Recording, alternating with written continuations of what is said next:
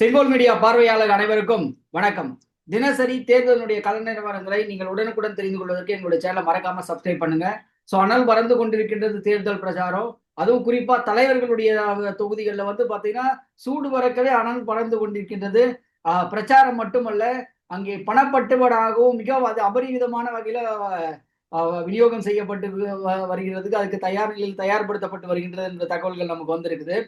அதை பத்தி நமக்கு பகிர்வதற்காக செந்தில்நாதன் சார் நம்ம இடத்துல இணைந்திருக்கிறாரு. சார் வணக்கம் சார். வணக்கம், எல்லோருக்கும் வணக்கம். சொல்லுங்க சார். என்ன நடக்குது சார்? குறிப்பா பாத்தீங்கன்னா சென்னை எங்களுடைய கோட்டை, குளத்தூர் எங்களுடைய கோட்டைன்னு சொல்லிட்டு சென்னையுடைய கோட்டை தான். கோட்டையெல்லாம் ஏற்கனவே பல வீடியோக்குள்ள நம்ம சொல்லிட்டோம். கோட்டையெல்லாம் ஏற்கனவே ஓட்ட போட்டுட்டாங்க. கௌரவமா அந்த சென்னையில இருக்கிற தொகுதிகள்லாம் நிக்காம வேற எங்கேயாவது போய் நில்லுங்க. அசிங்கப்படாம தோத்தாலும் பரவாயில்ல, அசிங்கப்படாம தோக்கலாம். டெபாசிட் காலி ஆகிறதுக்கான வாய்ப்பு இருக்குதுன்னு நம்ம எவ்வளவோ சொன்னோம். நம்ம சொன்னது அப்ப காதுல வேற. கிட்டத்தட்ட ஒரு 25 நாளா நம்ம கத்திட்டு இருக்கோம். வானாமியா அங்க போவாதீங்கயான்னு கேட்டாங்களா? கேட்கல. குளத்தூர்லாம் இப்ப பாத்தீங்கன்னா அவரு காபந்து முதலமைச்சர் ஜெயிப்பாராங்கிறது மிகப்பெரிய டவுட்டா இருக்கு. இறக்குறாங்க, வாரி இறக்குறாங்க. என்ன நடந்துட்டு இருக்கு சார் ஆக்சுவலா அந்த தொகுதியில? பணம் மழையா பெய்யுது. திமுக தரப்பு பணம் மிக அதிக அளவுல சப்ளை பண்றாங்க, கொடுக்குறாங்க. ஸ்வீட் பாக்ஸ் இவங்க ரொம்ப ஸ்வீட் பாக்ஸ்ங்கிறாங்க. பணம் கொடுத்தாங்கன்னு சொன்னா அதுக்கு ஒரு ஏதாவது சொல்லுவாங்க, போடுவாங்க. ஆனா உண்மை என்னன்னா சீக்கிரம் கூட ஸ்டாலினே ஜெயிப்பாரா அப்படிங்கறதே டவுட்ல தான் இருக்கு. அதனால அங்கேயாவது ஜெயிக்கணும் அப்படின்னு பணத்தை அவரு வாரி இறைப்பதாக இன்றைய காலை தகவல். இதுவரையிலும் யாரும் சொல்லல. இப்ப நம்ம தான் முதல் முறையா நம்ம பதிவிடுறோம் இன்றைய தேதியில. இன்னைக்கு என்ன தேதி? இன்னைக்கு இன்னைக்கு 12ங்கய்யா. இன்னைக்கு 12 மதியம் 2:30க்கு நம்ம பதிவு செஞ்சோம். ஏப்ரல் 2026 இன்னைக்கு நம்ம பதிவிடுறோம். என்னன்னா முதல் முறையா நம்ம சொல்றோம், குளத்தூரில் காபந்து முதலமைச்சர் திமுக கட்சியுடைய தலைவர் மு.க. ஸ்டாலின் ஜெயிப்பது மிக பெரிய கேள்விக்குறி. டெபாசிட் கிடைக்குமா அப்படிங்கறதே இப்ப டவுட்ல இருக்கு. பணம் தண்ணிய மழை மாதிரி செலவாகுது. எல்லாம் போறவங்க நிக்கிறவங்க கேட்கிறவங்க உனக்கு ஒரு ஓடு இருக்கு, அந்த பொடி இந்த பொடின்னு ஆளாளுக்கு பட்டுவாடா செய்யப்படுகிறது. தேர்தல் ஆணையம் மேல் தூங்காமல் விழித்து கொண்டு அங்கங்க குளத்தூர்ல எல்லா இடங்கள்லயும் ஆட்களை நிப்பாட்டி பார்க்கணும், விசாரிக்கணும்.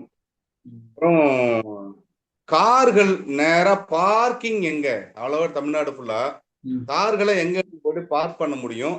அங்கிருந்து காருக்குள்ள யாரு போறாங்க யாரு வராங்கன்னு தெரியாமலேயே ஒரு கட்டிடத்துக்குள் கார் எடுத்துட்டு போயிட்டு பார்க் பண்ணிட்டு போயிட்டு தன்னுடைய வேலைகளை முடிச்சுட்டு திருப்பி அதே கார்ல ரிட்டர்ன் வர முடியும் அப்படிங்கிறதுக்கான இடங்களெல்லாம் இருக்கு. அதுல பாத்தீங்கன்னா சில ஜவுளி கடைகள் உள்ள எடுத்துட்டு போயிட்டு கார் பார்க் பண்ணலாம், திரும்பி போயிட்டு நம்ம தேவையானதை வாங்கிட்டு கார்ல உட்காந்து திரும்பி வந்துடலாம்.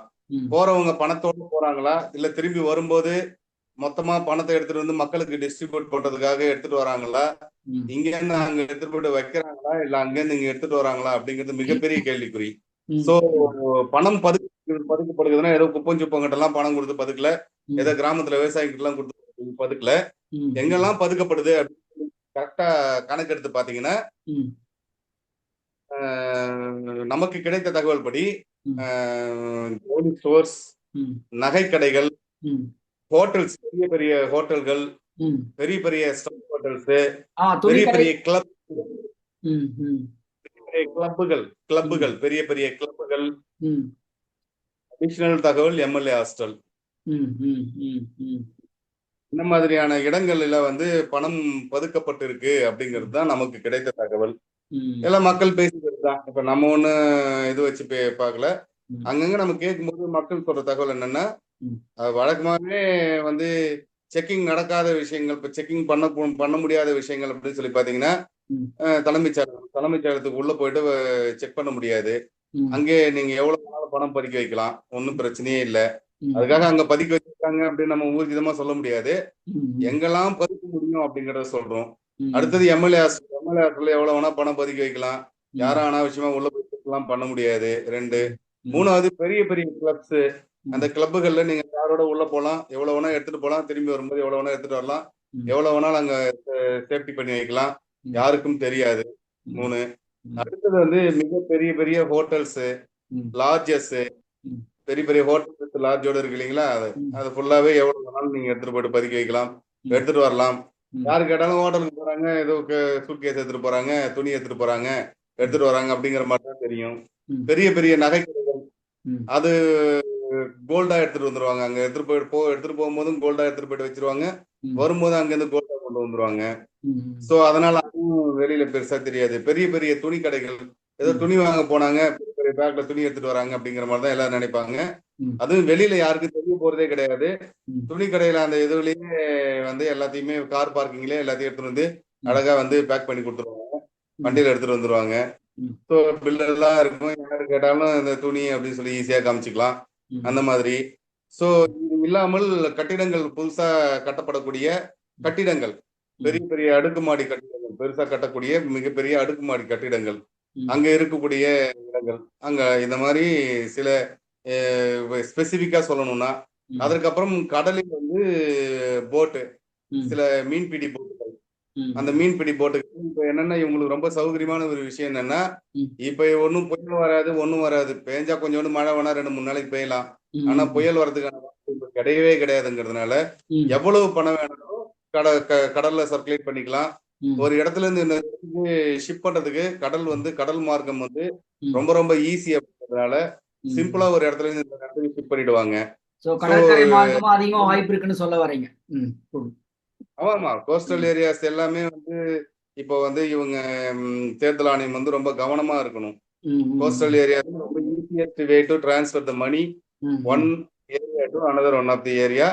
At the same time, rowdies as well as rowdies also transferring themselves from one area to another area by the way of sea line only. அதனால வந்து ரொம்ப ரொம்ப ஈஸியா, இப்ப நம்ம இவரெல்லாம் பார்த்தோம் இல்லைங்களா, வீரமணி எல்லாம் பார்த்தோம் இல்லைங்களா, இங்க மர்டர் பண்ணுவாரு, அடுத்தது போட் எடுத்து கடலுக்குள்ள போயிருவாரு. கடலுக்குள்ள போனவரு அப்படியே ரவுண்ட் அடிப்பாரு, போவார் வருவாரு, கடலூருக்கு போவாரு, பாண்டிக்கு போவாரு, இங்க இருந்து நாகப்பட்டினம் போவாரு, இங்க போவாரு, திருப்பி பாத்தீங்கன்னா easiest way, there is no traffic at all, nobody will come and check you. So வந்தால் என்ன வரணும், கோஸ்டல்ல இவங்க தான் வரணும். அப்படி இல்லைன்னு பாத்தீங்கன்னா கடற்படை வந்து ரொம்ப ஒரு 1 கிலோமீட்டருக்கு இந்த பக்கம்லாம் வரமாட்டாங்க. அதிகபட்சம் இவங்க போற போட் எல்லாமே வந்து ஒரு 300ல இருந்து 500 மீட்டருக்குள்ளவே தான் போவோம். கரையில இருந்து ஒரு 300 மீட்டர், அவ்வளவுதான். நீங்க வந்து அவங்க வந்து பாத்தீங்கன்னா 300 மீட்டர் அளவுக்கு எல்லாம் கிட்ட வரமாட்டாங்க. அவங்க கப்பல் பிளஸ் வந்து ஒரு போட்டு வச்சிருப்பாங்க. ஒரு 1 கிலோமீட்டர் சரௌண்டிங்ல தான் அப்படி பாத்துட்டு இருப்பாங்க. இப்போ கரையில இருந்து 1 கிலோமீட்டருக்கு அந்தாண்ட தான் நீங்க வந்து இந்த இவங்களெல்லாம் பார்க்க முடியும், நேவி எல்லாம் பார்க்க முடியும். சோ அப்படி இருக்கும்போது ஈஸியா டிரான்ஸ்பர் ஆகும். இங்க இருந்து ஈஸியா வந்து சென்னையில இருந்து உங்களுக்கு ராமநாதபுரத்துக்கு காசு போகணும்னா உங்களுக்கு அதிகபட்சம் 2 மணி நேரத்துல எடுத்து போய் கொடுத்துருவாங்க, 2 மணி நேரத்துல 3 மணி நேரத்துல எடுத்து போய் கொடுத்துருவாங்க. ஏன்னா பல நேரங்கள் ராமநாதபுரத்துல இருந்து இதுக்கே வந்து பாத்தீங்கன்னா இதுக்கே ஸ்ரீலங்காவுக்கே 1 மணி நேரத்துல எடுத்துட்டு போயிடுவாங்க. அங்க கைலி, அதெல்லாம் கைலி, பீடி, இன்னும் சில ஐட்டம்ஸ் எல்லாம் பாத்தீங்கன்னா வந்து ஒரு இங்க 100 ரூபாய் விற்கிறது அங்க 300 ரூபாய். அதனால இங்க இருந்து 100 ரூபாய்க்கு வாங்கி எல்லாத்தையும் பேக் பண்ணி எடுத்துட்டு போயிட்டு அங்க 300 ரூபாய்க்கு கொடுத்துட்டு வந்துருவாங்க. 1 மணி நேரம் வர 1 மணி நேரம். யமகா என்ஜின் இருக்கு பாருங்க, யமகா 2 வீலர் என்ஜின் இருக்கு பாருங்க, அந்த என்ஜினை ஒண்ணு தூக்கி மாட்டி கரெக்ட் பண்ணி நைட் எல்லாத்தையும் அப்படியே மேல கருப்பு பர்தா போட்டு மூடி சல்லுன்னு எடுத்துட்டு போயிட்டு 1 ஹவர்ல அங்க இறக்கிட்டு வந்துருவாங்க. 1 ஹவர் வர 1 ஹவர். அந்த மாதிரிலாம் நிறைய நடந்துச்சு. அதனாலதான் அவங்க வந்து ஏன் பிக் பண்ணாங்க, மீனவர்கள் போர்வையில நிறைய பேர் அப்படி பண்ணாங்க. சோ அதே மாதிரி இது வந்து ஈஸி டிரான்ஸ்பரிங், வேற ஒண்ணும் பெரிய வேற எந்த ஒரு பெரிய மெத்தட்லயும் இவங்க பண்ண முடியாது. மத்ததெல்லாம் சென்ட்ரல் கவர்மெண்டோட அண்டர் கண்ட்ரோல். அதனால ட்ரெயின்ல மற்றதெல்லாம் பண்ணும்போது சென்ட்ரல் கவர்மெண்ட் பிடிச்சிருவாங்க. முன்ன மாதிரி வந்து பஸ்லயோ மத்ததுலயோ கார்லயோ மத்ததெல்லாம் எடுத்துட்டு போறது இப்பெல்லாம் மக்களுக்கு தெரிஞ்சிருச்சு. அதனால வந்து அந்த மாதிரி பண்ண முடியாதுங்கிறதுனால ஈஸியஸ்ட் வே, எல்லாத்தையும் விட இன்னும் ஈஸியஸ்ட் வே என்னன்னு சொல்லி பாத்தீங்கன்னா, ஏற்கனவே எல்லா அந்த ஷேட் குரூப்ஸ் கொஞ்சம் இருக்காங்க. இந்த நகை அடமானம் வைக்கிற குரூப்ஸ், ஸோ ஷேடி நமக்கு குரூப் கிடைத்த கொஞ்சம் தகவலின்பட அனைத்து தொகுதிகளுக்கும் ஆல்ரெடி பணப்பட்டுவாடாவானது விநியோகத்துக்கு தயார் நிலையில இருக்குதுன்ற வகையில் தான் நமக்கு என்னன்னா, இப்ப நீங்க வந்து சென்னையில வந்து சவுகார்பேட்டையில ஒரு 50 கோடி ரூபாய் காசு கொடுக்குறீங்கன்னா, நீங்க வந்து இதுல வாங்கிக்கலாம், ராமநாதபுரத்துலயோ இல்ல திருச்சியிலயோ கன்னியாகுமரியிலயோ திருநெல்வேலியிலயோ இல்ல வந்து திண்டுக்கல்லையோ நீங்க வந்து அங்க இருக்கிற ஒரு சேட்டுக்கிட்ட நீங்க அதை வாங்கிக்கலாம். ஈஸியஸ்ட் வே 2% 2% எடுத்துக்கிட்டு மீறி காசு கொடுத்துருவாங்க. அங்க காசு கொடுத்தாச்சுன்னு அவங்க சொல்லிட்டா போதும். இங்க யார் வருவாங்க என்ன ஏதுன்னு ஒரு ரூபா நோட்டோட நம்பரை சொன்னோம்னா இங்க இருக்கிறவங்கள்ட்ட கன்ஃபார்ம் பண்ணிக்கிட்டு ஒரு தடவைக்கு 2 தடவை கன்ஃபார்ம் பண்ணிட்டு வாட்ஸ்அப் காலில் ஓகே ஆயிடுச்சுன்னா கையில கொடுத்துருவாங்க. 2% மட்டும்தான். எத்தனை கோடி ரூபா வேணாலும் டிரான்ஸ்ஃபர் ஆகுது.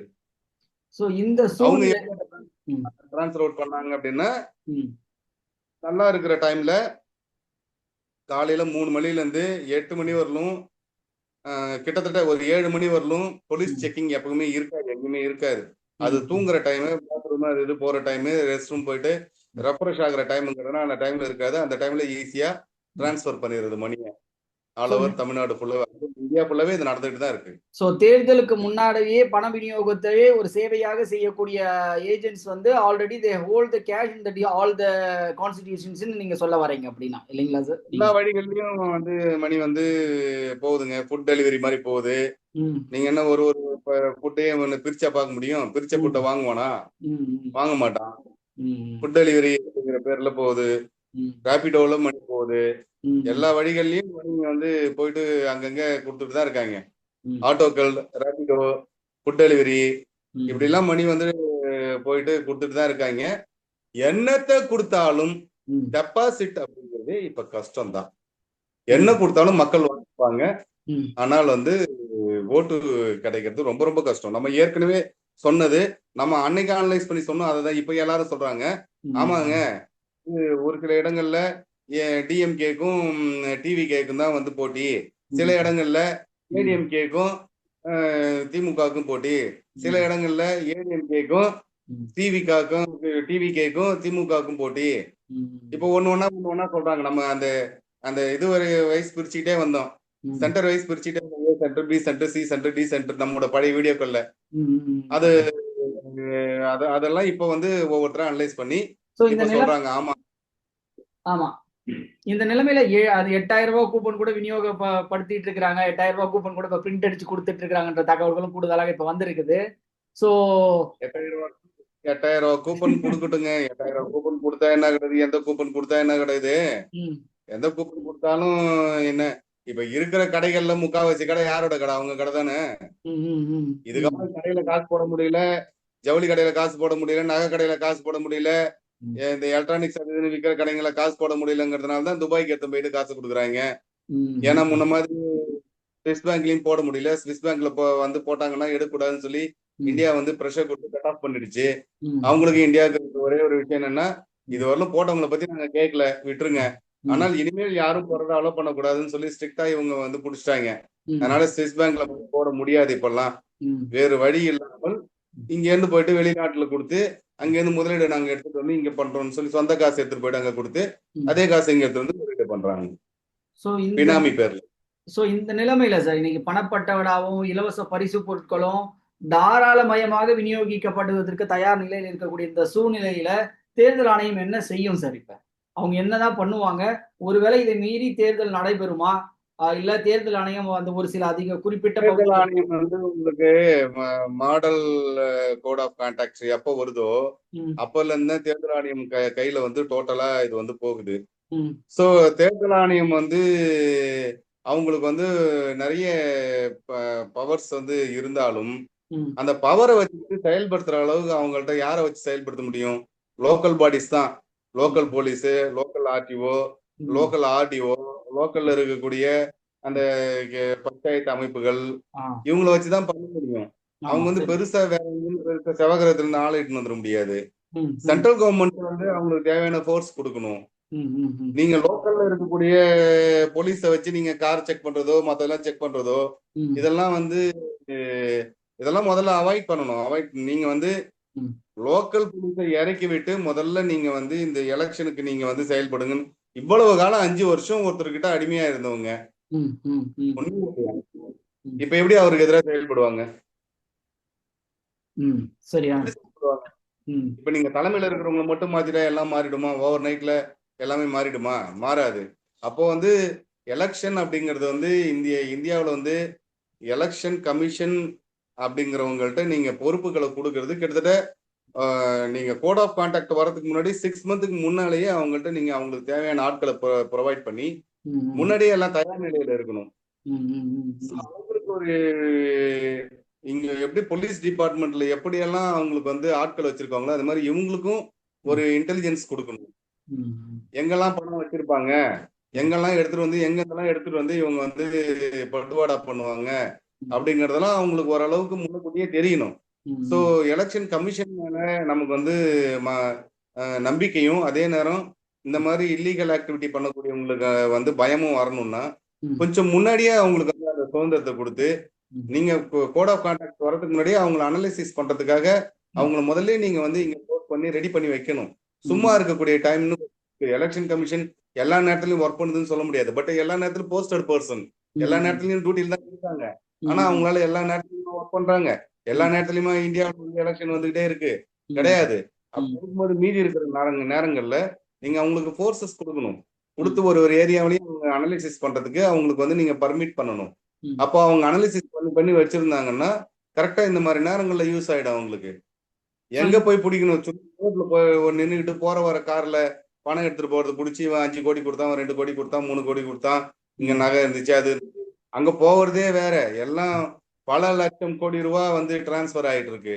ம், சும்மா கொஞ்சோண்டு பணத்தை பிடிச்சிட்டு நான் பிடிச்சிட்டேன்னு சொல்லிட்டு இருக்கிறதுல எந்த அர்த்தமும் கிடையாது. ம், இதுல பிடிக்கிற பணத்துல கிட்டத்தட்ட வந்து 25% ஆஃப் மணி வந்து ம், கல்யாணத்துக்கு எடுத்துட்டு போறதுங்க, இந்த ம், பொருள் வாங்க எடுத்துட்டு போறவங்க, ம், விவசாயத்துக்கு நிலத்துக்கு வித்து எடுத்துட்டு போறவங்க, இந்த மாதிரி ஆட்கள் தான். மீதி ம், கொஞ்சம் தான் வந்து இது பண்றது.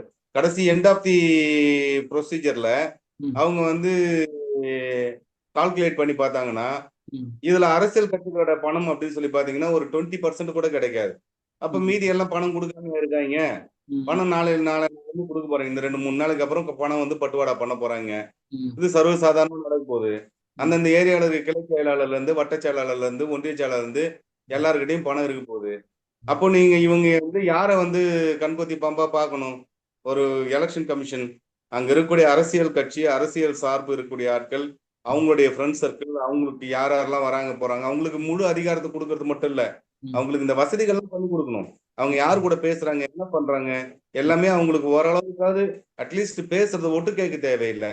ம், அட்லீஸ்ட் அவங்க எங்க கம்யூனிகேட் பண்றாங்கங்கிற தகவல்களாவது அவங்களுக்கு வந்து கிடைக்கணும். ம், அப்படி இருந்தாலும் இதெல்லாம் கட் ஆஃப் பண்ணும். சர்வ சாதாரணமா சொல்றாங்க. ம். குளத்தூர்ல பணம் மழை பெய்யுதுங்கிறான் எலெக்ஷன் கமிஷன்.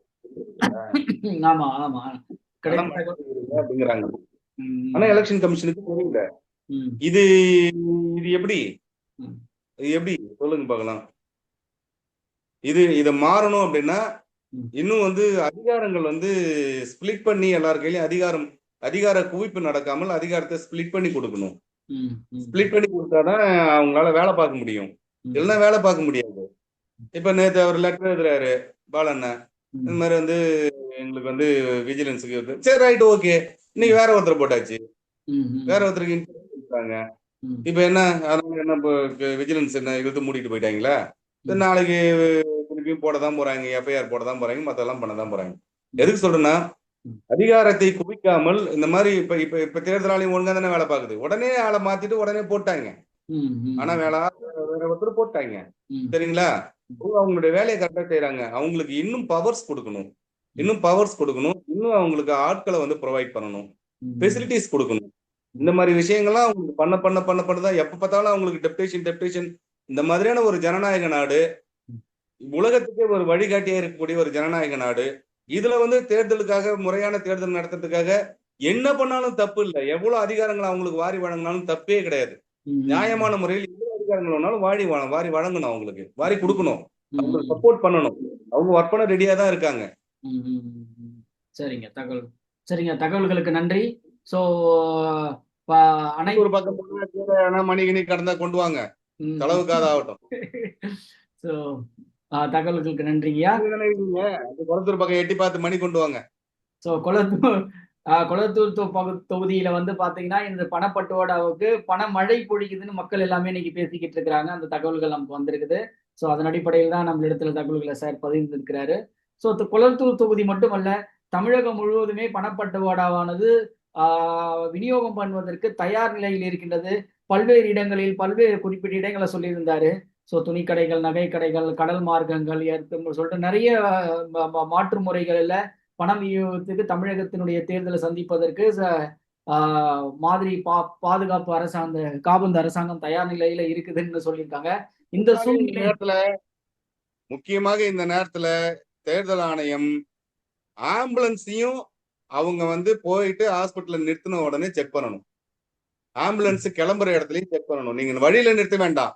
ஆனால் ஹாஸ்பிட்டல்ஸ்ல நிறைய ஹாஸ்பிட்டல்ஸ் எல்லாம் மணி பறிக்க வைக்கிறாங்க. அதனால அங்கேயும் நிப்பாட்டணும். நிப்பாட்டி ஆம்புலன்ஸ் வந்த உடனே ஆம்புலன்ஸ கண்டிப்பா அங்க ஆட்களை போட்டு வைக்கணும். ரோட்ல போறவன நிறுத்ததுக்கு மட்டும் இல்ல, ஆம்புலன்ஸையும் செக் பண்ணணும். ஆம்புலன்ஸ் போகும்போது விட்டுட்டு ஹாஸ்பிட்டல் போன பிறகு அங்க ஆட்களை வச்சு இறங்கின உடனே செக் பண்ணணும். நீங்க சொல்றது ரொம்ப ரொம்ப முக்கியம். நீங்க சொல்றபடி பார்க்க போனா படத்துல இந்த பால் கண்டெய்னருக்குள்ள கட்டைகளை கட்டிட்டு போவாங்க, அந்த மாதிரி பால் கண்டெய்னருக்குள்ள கவர் பேக்ஸ் போட்டு கேஷ் டிரான்ஸ்ஃபர் பண்றதுக்கான வாய்ப்புகள் கூட இந்த காலகட்டத்துல இருக்கும் பொழுது அதிநவீன முறையில தேர்தல் ஆணையத்தினுடைய கட்டுப்பாடுகளை மீறி பண பரிமாற்றத்தை செய்வதற்கு உழைக்காம சாப்பிடணும்னு மனுஷன் முடிவு பண்ணிட்டான். உழைக்காம சாப்பிடணும். தாத்தா இருந்தாரு, அப்பா இருந்தாரு, நம்ம இருக்கணும், நம்ம புள்ள இருக்கணும், உழைக்காம சாப்பிடணும் முடிவு பண்ணிட்டான். முடிவு பண்ணும்போது கிளப்ல உட்காந்து குடிச்சுக்கிட்டே பிளான் பண்ண வேண்டியதுதான். என்ன பண்ணலான்னு இதுன்னு ஒரு 10 தருதல இருக்குள்ள கூட குடிச்சுக்கிட்டே ஐடியா கொடுக்கறதுக்கு. முக்காவாசி ஐடியாக்கள் எங்க கொடுக்குறாங்கன்னு உங்களுக்கு தெரியுமா? தமிழ்நாட்டோட தலையெழுத்து எங்க எழுதப்படுகிறதுன்னு உங்களுக்கு தெரியுமா? தலைநகர்ல இருக்கக்கூடிய ஒரு சில குறிப்பிட்ட கிளப்புகள்ல தான் தமிழ்நாட்டோட தலையெழுத்து எழுதப்படுது. இந்தியாவுடைய தலையெழுத்து ஒரு சில கிளப்புகள்ல தான் எழுதப்படுது. அதெல்லாம் இந்த பொதுமக்களுக்கு என்னைக்கு போய் சேர போகுதுன்னு தெரியல. ஏதோ போகும்போது பாத்துக்கிட்டே போறாங்க, இவ்வளவு பெரிய கிளப் இருக்குன்னு, இதுக்குள்ள என்ன பண்ணுவாங்கன்னு. அங்கதான் உன் தலையெழுத்தை எழுதிட்டு உட்காந்துருக்காங்க, புடிச்சுக்கிட்டே எழுதுறாங்க உன் தலையெழுத்தை. அது நிறைய பேருக்கு தெரியல, இனிமே தெரிஞ்சுப்பாங்க. தகவல்களுக்கு நன்றி சார். தேர்தல் ஆணையத்திற்கு கூடுதல் அதிகாரங்கள் வழங்கப்பட்டிருந்தாலும் அவர்களுக்கு முழுமையான பவர் என்ன அனைத்துமே அவர்களுக்கு இருக்கு. பட் அதற்கான கால அவகாசங்களும் அதற்கு தேவைப்படுகின்ற ஆட்பலங்களும் அவர்களுக்கு கூடுதலாக வழங்கப்படுகின்ற வகையில தேர்தல் ஆனது உண்மையான ஜனநாயக நெறிப்படி இங்க தேர்தல் நடத்துவதற்கு அனைத்து அதிகாரத்தையும் தேர்தல் ஆணையத்துக்கு நம்ம வழங்கினால் மட்டுமே ஒரு உலகம் வியந்து பார்க்கக்கூடிய வகையில தேர்தல் இந்தியாவில் நடக்கக்கூடிய தேர்தலானது நடைபெறும் என்கின்ற வகையில நமக்கு சார் பதிவு செய்திருந்தாரு. ஸோ இது எல்லாத்தையும் ஏற்றுக்கொள்கிறோம் சார். நம்ம தொடர்ந்து பார்ப்போம். ஸோ என்ன செய்ய போகின்றது தேர்தல் ஆணையம், சவால்களை கடந்து முறைப்படி இந்த தேர்தல் நடைபெறுமா? அது மட்டும் இல்ல, சமீபத்துல வந்து பாத்தீங்கன்னா இப்பொழுது தற்போது மதுரையை சேர்ந்த ஒருத்தர் வந்து உச்ச நீதிமன்றத்தில் சம்பந்தமான வழக்கையும் கூட இப்ப தொடர்ந்து இருக்க என்ற கூடுதல் தகவல்களோடு கூடுதல் தகவலும் நமக்கு வந்திருக்கின்றது. அதனுடைய விசாரணையும் உச்ச நீதிமன்றத்துல தொடர்ந்து நடைபெற்று கொண்டிருக்கின்றது. ஸோ இன்று மாலை கூட அதுக்கான விசாரணை இருப்பதாக தகவல்கள் வந்திருக்கிறது. ஸோ என்ன நடக்க போகிறது? தேர்தல் ஒருவேளை தள்ளி போகுமா, இல்ல அதிகமாக பணப்பட்டுவாடா செய்யப்படுகின்ற தொகுதியில் தேர்தல் நிறுத்தப்படுமா, ரீஎலெக்ஷன்ஸ் கண்டக்ட் பண்ணுமா? இது போன்ற பல்வேறு கேள்விகளுடன் தொடர்ந்து தேர்தலினை உற்று நோக்குவோம். தொடர்ந்து நீங்கள் தகவல்களை உடனுக்குடன் தெரிவதற்கு எங்களுடைய சேனலை மறக்காம சப்ஸ்கிரைப் பண்ணுங்க. கூடவே பக்கத்துல இருக்கக்கூடிய பெல் சிம்பிளையும் கிளிக் பண்ணுங்க. நன்றி, வணக்கம். Thank you sir. நன்றி சார். வணக்கம்.